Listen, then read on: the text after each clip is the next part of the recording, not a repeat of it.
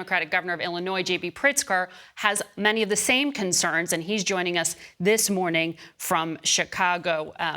Governor, thank you for joining us. Of course, we should say, in order to do many of the things you and the mayor are asking for, we need a Congress to legislate. And to legislate, you need a Speaker of the House, and we are stuck. So at the moment, though, I want to understand what it is that you're asking President Biden to do, because you had a pretty sharply worded letter this past week talking about the federal government's lack of intervention and coordination, creating an untenable situation in Illinois.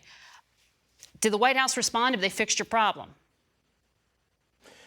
Well, thanks and good morning, Margaret. Let me also begin by sending our condolences, and our hearts are with the people of Israel at this moment, the families of those who died, and also the people who've been kidnapped and taken hostage by these terrorists. So the United States stands with Israel, and so does the state of Illinois, and so do I personally.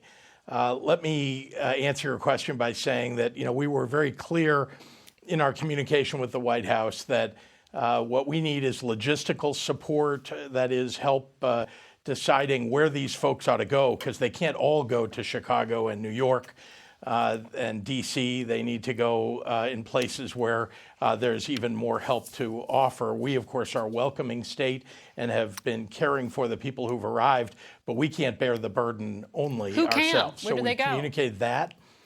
Well, let me also say that the White House has been told, we need resources, and you talk about the Congress being in chaos. The House of Representatives is opposed to any kind of comprehensive immigration reform. It seems like now is the moment to talk about border security and immigration reform. We want immigrants in the United States. We also want border security. It seems like there's a compromise there that can occur.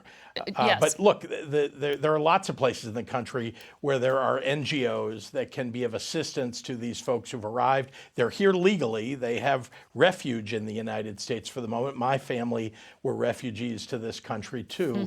We ought to welcome them, put them through a process, and if they don't meet the requirements, they should be sent back. Right. And that's what the president is beginning to do now. Beginning to do with that announcement that Venezuela will now accept some deportations. But on that point, you were pretty prescriptive in your letter. You said you need a single office with an identified leader. You told the president to take a more active role. You recommend he put one person in charge who works directly for him. This sounds like a management 101. How did that go over? Well, they heard me. There are so many departments that are responsible for helping to care for these asylum seekers, as well as managing them as they cross the border. I hope that they will put one office together. I know the White House right now is coordinating it, but they need one office, and in my opinion, one person at the head of that office that we can call, that we can work with to coordinate. Because look, we're providing shelter as best we can and providing for the needs of these folks arriving in Chicago. And as I say, we're a welcoming state, and we understand the humanitarian crisis that we're addressing. But we can't address this all by ourselves, and we need help from the White House. One example of this is this communication that I think needs to occur with data, so that we can understand who's arriving and when they're arriving, and whether they have relatives already in the United States who might be able to help care for them. None of that is being done at the border. That's where it ought to be done. And then folks should be told that it's going to get cold in Chicago and New York very soon. And there are lots of other places in the country that they may want to consider going, and the White House and the federal government should be facilitating that. No, I appreciate your focus on the human element here. I want to ask you about the political. The Democratic convention's in Chicago next year. Are you confident that your city and your state are going to have a better grasp on it by this time?